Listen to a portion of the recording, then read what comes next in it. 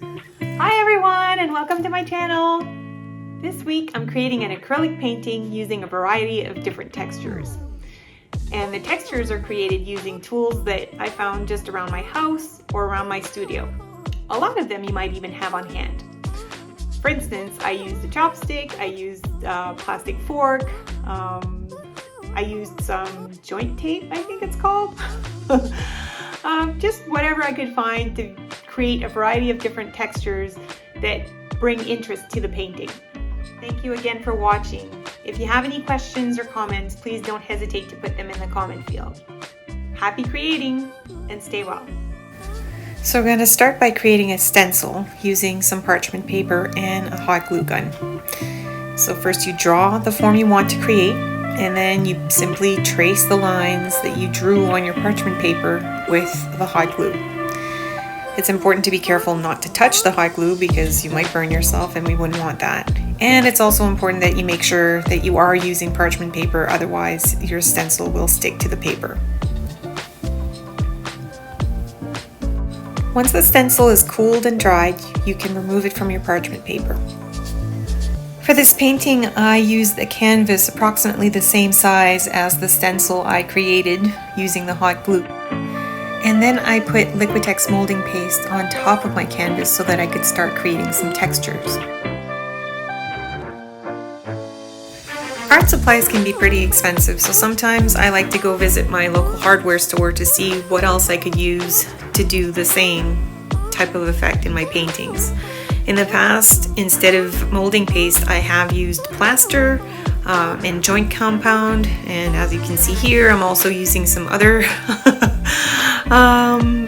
tapes that I found at the hardware store to create my textures. So just, don't be shy about trying to experiment and try different things. Your hardware store can be just as fun to get your supplies from as the art store.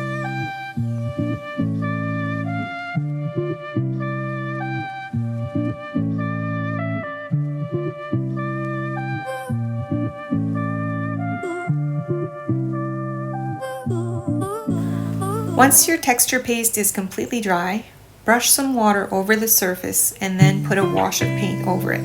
A wash is created using some acrylic paint and water to dilute your paint.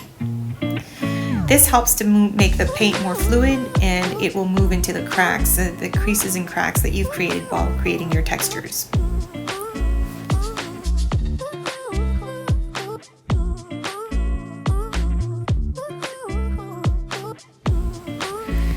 After the wash is dried, you can start adding loose layers of color over your paint surface. I say loose because it's important not to cover each and every crevice that you've created while making your textures.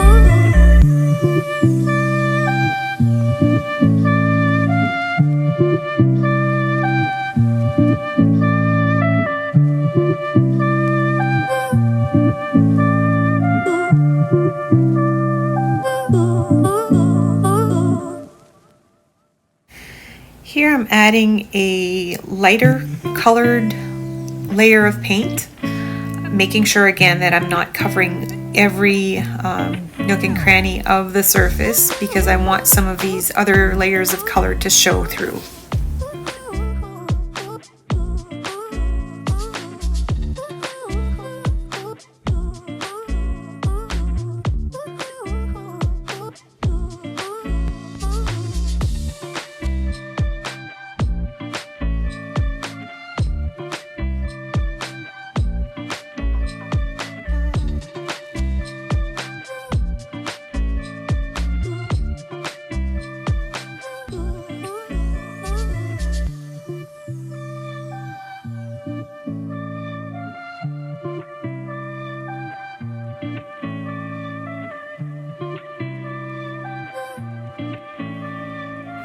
Now it's time to add some final touches.